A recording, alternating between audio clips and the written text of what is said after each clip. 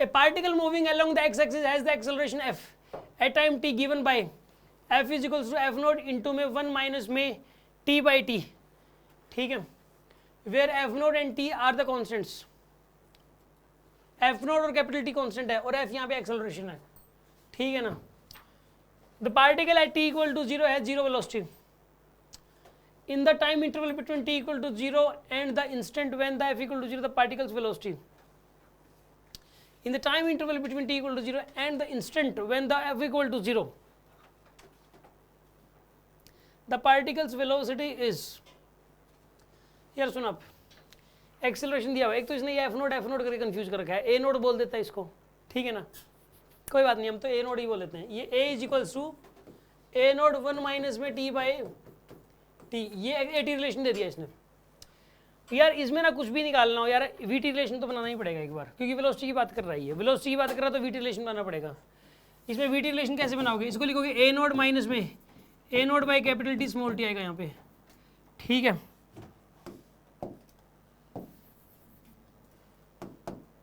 यहाँ पे आएगा ए नोट, ठीक है, ये आपके पास इक्वेशन बन गई A is equals to A naught minus में A naught by capital T small T. V T relation कैसे बनाओगे इसका बताइए, ए नोट टी माइनस में A naught by capital T T square by 2, ये आपके पास कौन सा रिलेशन आ गया बताइए, वी टी रिलेशन। ये कह रहा है कि पार्टिकल की वेलोसिटी टी इक्वल टू 0 पे 0 थी, मतलब इसको इंटीग्रेट कर दिया, अब साथ में कुछ ऐड नहीं करना है। यहाँ पे particle velocity T equal to 0 पे कुछ होती, मान लो 5 होती, तो यहाँ पे 5 भी ऐड कर देते आप, अब कुछ ऐड नहीं करना है यहाँ पे। तो ये तो एक जस्ट इन्फॉर्मेशन है, इसकी कोई जरूरत नहीं है, इसको कोई यूज नहीं करना आपको बस। अब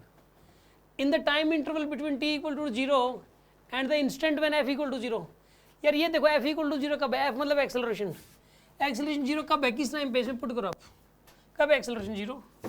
0 is equals to A naught into 1 minus T by 2, F naught को मैंने ए नोड लिख दिया भाई, ठीक है।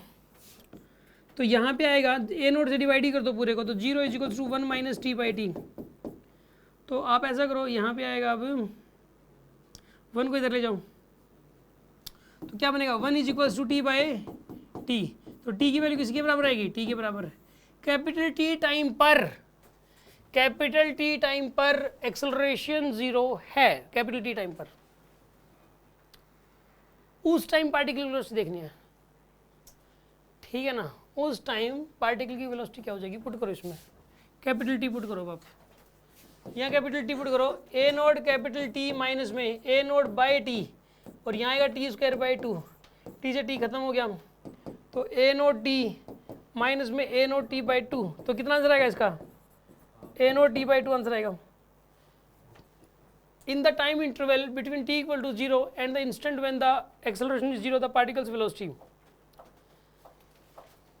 एक इंस्टेंटेनियस वेलोसिटी होती है यार, एक instant, the time interval between, निकल ही नहीं सकती, वही पूछ रहा हूँ मैं, वही सोच रहा था मैं भी, निकल सकती है वैसे, ये तो सारी कांस्टेंट है, तो कांस्टेंट की फॉर्म में वेलोसिटी कांस्टेंट है यहाँ पे, एक्सेलरेशन भी कांस्टेंट है, तो वेलोसिटी कांस्टेंट है। सही बात कह रहे हो, हाँ वेलोसिटी वेरिएबल है, एक्सेलरेशन खुद वेरिएबल है, एक्सेलरेशन होता अगर एक्सेलरेशन 0 तब तो बात बनती है, एक्सेलरेशन है कुछ ना कुछ,